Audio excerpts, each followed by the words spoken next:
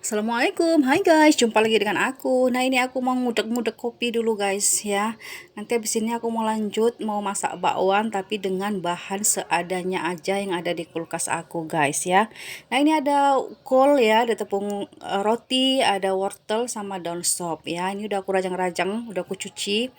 Terus ini aku udah masukin tepung roti, ini nggak pakai ukuran guys ya, dikira-kira aja, yang penting jangan encer kali ya.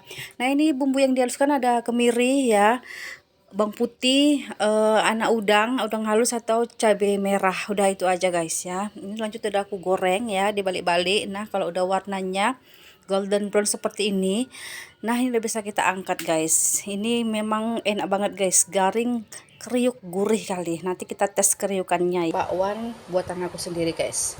Yuk kita dengarkan kriuknya.